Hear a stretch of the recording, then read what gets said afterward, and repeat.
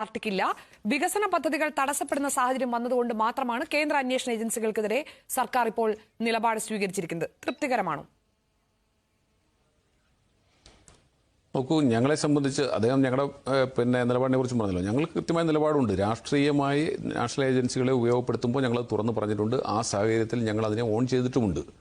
അത് D K ശിവകുമാറിന്റെ കേസിലായാലും P ചിദംബരത്തിന്റെ കേസിലായാലും ഏത് കേസിലായാലും ഡി കെ ശിവകുമാറിന്റെ കേസിൽ അദ്ദേഹത്തെ ഇ ഡി ചോദ്യം ചെയ്യാൻ വിളിച്ചപ്പോൾ കോൺഗ്രസ് പ്രകടനമായിട്ടാണ് അദ്ദേഹത്തെ ഇ ഡിയുടെ ഓഫീസിലേക്ക് എത്തിച്ചിട്ടുള്ളത്. അതുപോലെ ചിദംബരവുമായി ബന്ധപ്പെട്ട് ചിദംബരം ജയിലിൽ കടന്നപ്പോൾ കോൺഗ്രസിന്റെ അധ്യക്ഷ തന്നെ നേരിട്ട് ജയിലിലെത്തി അദ്ദേഹത്തെ സന്ദർശിക്കുകയുണ്ടായി. അപ്പോൾ ഞങ്ങൾ അതിനെ കൃത്യമായി രാഷ്ട്രീയ പ്രേരിതമായ അന്വേഷണമാണെന്ന് ബോധ്യപ്പെട്ടതിന്റെ അടിസ്ഥാനത്തിൽ അത് തുറന്നു പറഞ്ഞതിന് ശേഷം അത് ഓൺ ചെയ്തുകൊണ്ടാണ് ഞങ്ങൾ അതിനെ എതിർത്തിട്ടുള്ളത്.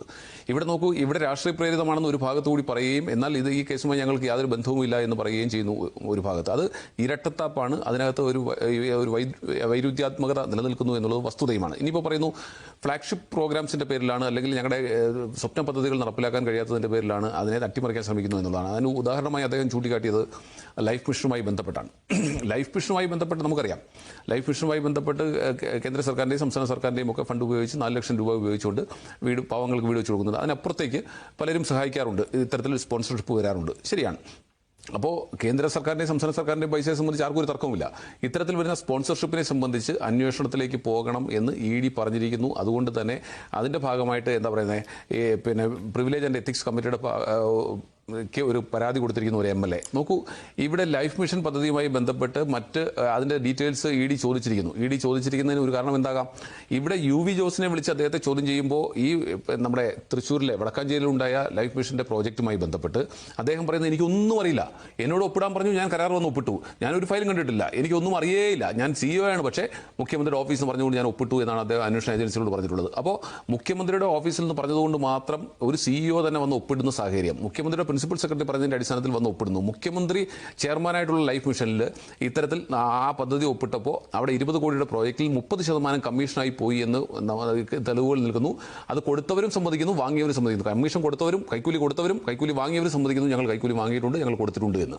അപ്പോൾ ആ 20 കോടിയുടെ പ്രോജക്റ്റിൽ 30% കമ്മീഷൻ നടന്നിട്ടുണ്ടെങ്കിൽ ബാക്കി പ്രോജക്റ്റുകളിൽ കമ്മീഷൻ നടന്നിട്ടുണ്ടോ എന്നതിനെ സംബന്ധിച്ച് ഏത് അന്വേഷണ ഏജൻസിയാലും സ്വല്പം അന്വേഷിക്കും. അതിന്റെ ഭാഗമായി രേഖകൾ ചോദിച്ചാൽ അത് കൊടുക്കുന്നതിന് എന്താണ് തടസ്സമെന്ന് എനിക്കറിയില്ല. അതിന്റെ പേരിൽ ഈ പ്രോജക്റ്റ് മുഴുവൻ തടസ്സപ്പെടുമെന്ന് പറയുന്നതിന്റെ ലോജിക്കും എനിക്ക് മനസ്സിലാകുന്നില്ല. ഇനി നോക്കൂ, ലൈഫ് മിഷനുമായി ബന്ധപ്പെട്ട് CBI അന്വേഷണം വന്നപ്പോൾ പോലും ഇവിടെ വിജിലൻസ് അന്വേഷണം നടക്കുന്നുണ്ട്. ഈ രണ്ടുപേരും ഒരേ ഫയലിൽ തന്നെയാണ് ഇന്ററാക്ട് ചെയ്തുകൊണ്ടിരിക്കുന്നത്. അങ്ങനെ ഇന്ററാക്ട് ചെയ്യുമ്പോൾ തന്നെ ആ ഫയലിൽ തന്നെ ഇൻവെസ്റ്റിഗേഷൻ നടക്കുമ്പോൾ തന്നെ ഈ ഫയൽ യഥാർത്ഥത്തിലുള്ളത് കോടതിയിലാണ്. അപ്പോൾ ആ പ്രോഗ്രാമുമായി ബന്ധപ്പെട്ട് എന്തെങ്കിലും ഡോക്യുമെന്റ്സ് ചോദിച്ചാൽ അതിന്റെ കോപ്പി എത്തിച്ചു കൊടുക്കുകയോ ഏജൻസികൾക്ക് എത്തിച്ചു കൊടുത്താൽ ആ പ്രശ്നം പരിഹരിക്കപ്പെടും. പക്ഷേ അവിടെ അങ്ങനെയല്ല.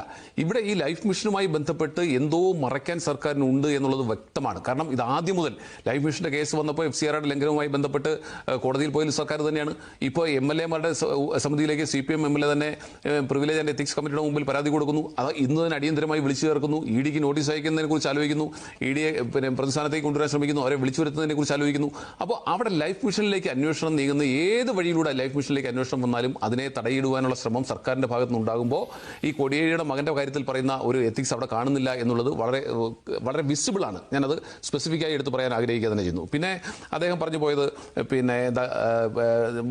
ബാലാവകാശ കമ്മീഷന്റെ നിയമനവുമായി ബന്ധപ്പെട്ട ഞാൻ പറഞ്ഞ നിർദ്ദേശത്തെ സംബന്ധിച്ചാണ്. ഞാൻ ഉറച്ചു നിൽക്കുന്നു. ബാലാവകാശ കമ്മീഷന്റെ നിയമനവുമായി ബന്ധപ്പെട്ട് ഇപ്പോൾ വെച്ചിട്ടുള്ള ആളിനെ സംബന്ധിച്ച് അദ്ദേഹത്തിന് PTA പ്രസിഡന്റ് ആയിരുന്നു എന്നുള്ളത് കൊണ്ട് മാത്രമാണ് വെച്ചിട്ടുള്ളത്. അദ്ദേഹം CPMന്റെ സഹായത്രികനായതുകൊണ്ടാണ് വെച്ചിട്ടുള്ളത്. അവിടെ അപേക്ഷ നൽകിയിട്ടുള്ളവരിൽ ജില്ലാ ജഡ്ജി റാങ്കിലുണ്ടായിരുന്ന SH പഞ്ചാബകേശൻ എന്ന് പറയുന്ന ഇതുപോലെ പോക്സോ കേസിൽ ഉൾപ്പെടെ നിരവധി വിധിന്യായങ്ങൾ നടത്തിയിട്ടുള്ള ജില്ലാ ജഡ്ജി റാങ്കിലുള്ള നിരവധി ആളുകളുണ്ടായിരുന്നു.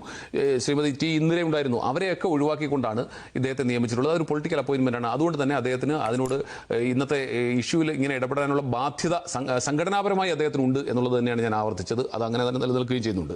പിന്നെ മയക്കുമരുന്ന് കച്ചവടത്തെക്കുറിച്ചൊക്കെ പറയുമ്പോൾ DYFയുടെ മുൻ നേതാവ് കൂടിയായ MLA ഇവിടെ CPMന്റെ സംസ്ഥാന സെക്രട്ടറിയുടെ മകൻ ഇത്തരത്തിലൊരു മയക്കുമരുന്ന് ലോബിയുമായി വലിയ അഭേദ്യമായ ബന്ധമുണ്ട് എന്ന് പറയുമ്പോൾ അതിലേക്ക് ഇൻവെസ്റ്റ്മെന്റ് നടത്തിയിട്ടുണ്ടെന്ന് പറയുമ്പോൾ അതിന്റെ പങ്കാളിയായിരുന്നു എന്ന് അന്വേഷണ ഏജൻസി പറയുമ്പോൾ ഇതിലേക്ക് ഇൻവെസ്റ്റ്മെന്റ് നടത്തി പങ്കാളിയായിരുന്നു, ഇതിന്റെ കച്ചവടത്തിൽ കിട്ടുന്ന ലാഭം മറ്റു മേഖലകളിലേക്ക് അദ്ദേഹം ഇൻവെസ്റ്റ് ചെയ്തിരിക്കുന്നു. അദ്ദേഹത്തിന് സംസ്ഥാനത്തുടനീളം ബിനാമി ഏർപ്പാടുകൾ ഓരോ ദിവസം കഴിയുന്നതോറും എൻ്റെ കയ്യിൽ കെട്ടുകണക്കിന് പിന്നെ കേസുകളാണ് അതിനെ സംബന്ധിച്ച് ഓരോ ദിവസം വന്നുകൊണ്ടിരിക്കുന്നത്.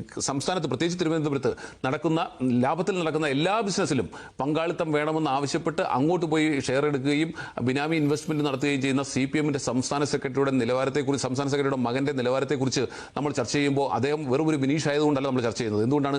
CPM-ന്റെ സംസ്ഥാന സെക്രട്ടറിയുടെ മകനായതുകൊണ്ടാണ്. CPM-ന്റെ സംസ്ഥാന സെക്രട്ടറിയുടെ മകനെ സംബന്ധിച്ച് ഇത്രയേറെ ആക്ഷേപങ്ങൾ ഉണ്ടാകുമ്പോൾ, ഒരാളെ സംബന്ധിച്ചാൽ രണ്ടുപേരെ സംബന്ധിച്ചുകൊണ്ട് ഞാൻ അതിലേക്ക് കടക്കുന്നുമില്ല. ഞാൻ നേരത്തെ പറഞ്ഞു, ഞാൻ അതിലേക്ക് കടക്കാൻ ആഗ്രഹിക്കുന്നില്ല. പക്ഷേ ഇത്രയേറെ ആക്ഷേപം ഉണ്ടായിട്ട്, അതും അന്താരാഷ്ട്ര തലത്തിൽ മയക്കുമരുന്ന് ലോബിയുമായി നല്ല ബന്ധവും അതിലേക്ക് ഇൻവെസ്റ്റ്മെന്റും അതിലെ കച്ചവടവും അതിൽ ലാഭം എടുക്കലും ഒക്കെ ആയിട്ട് മുന്നോട്ട് പോകുമ്പോൾ അതിനെക്കുറിച്ച് സംസാരിക്കുമ്പോൾ ഞങ്ങൾ രാഷ്ട്രീയമല്ല, അത് വ്യക്തിപരമായി നോക്കിക്കോട്ടെ എന്ന് പറയുന്ന CPM-ന്റെ നിലപാട് പൊതുസമൂഹത്തിൽ ചർച്ച ചെയ്യപ്പെടേണ്ടതില്ലേ?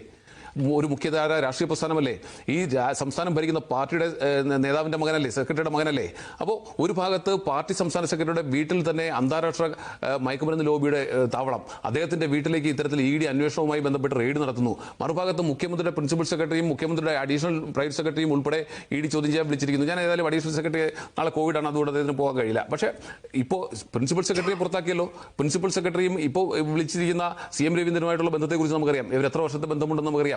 അത് പിന്നെ സ്വാഭാവികമായി LDF-ന്റെ ഇപ്പോൾ രാഷ്ട്രീയ പൊളിറ്റിക്കൽ അപ്പോയിന്റ്മെന്റ് ആണ് CM രവീന്ദ്രന്റെ എന്ന കാര്യത്തിൽ ഒരു തർക്കവുമില്ലോ. അപ്പോൾ ഞാനിപ്പോൾ ഏതായാലും ഈ പറഞ്ഞതുപോലെ അദ്ദേഹത്തിനെതിരെ സംശയം നേരത്തെ ഉണ്ട്. ഞങ്ങളൊക്കെ തന്നെ പറഞ്ഞിട്ടുണ്ട് അദ്ദേഹത്തിന് ഇതുമായിട്ടുള്ള ബന്ധം, അദ്ദേഹം പലരുമായി ബന്ധപ്പെട്ടിട്ടുള്ളത്, അദ്ദേഹം ഈ ഇടപാടുകളിൽ അദ്ദേഹത്തിന് അറിവുണ്ടായിരുന്നതിനെ സംബന്ധിച്ച് അതൊക്കെ അന്വേഷണ ഏജൻസി എന്തായാലും കണ്ടെത്തി വരട്ടെ, തെളിവുകൾ സഹിതം പുറത്തു വരട്ടെ. പക്ഷേ ഒന്നുണ്ട്, ഈ രണ്ട് കേസുകൾ, അതായത് മുഖ്യമന്ത്രിയുടെ ഓഫീസ് കേന്ദ്രീകരിച്ചുകൊണ്ടുള്ള അന്താരാഷ്ട്ര കള്ളക്കടത്ത് സംഘവുമായി ബന്ധപ്പെട്ട ആരോപണം ഒരു ഭാഗത്ത് നിൽക്കുമ്പോൾ പാർട്ടി സെക്രട്ടറിയുടെ വീടുമായി കേന്ദ്രീകരിച്ച് അന്താരാഷ്ട്ര മയക്കുമരുന്ന് ലോബി ഒരു ഭാഗത്ത് നിൽക്കുന്നു. ഈ രണ്ട് ലോബികളും തമ്മിൽ ബന്ധമുണ്ട് എന്ന് അന്വേഷണ ഏജൻസികൾ പറയുന്നു. ഇത് വളരെ ഗൗരവമുള്ള ഒരു വിഷയമാണ്. കേരളത്തെ സംസ്ഥാനത്തെ സംബന്ധിച്ച് വളരെ വളരെ വളരെ ഗൗരവമുള്ള ഒരു വിഷയമാണ്.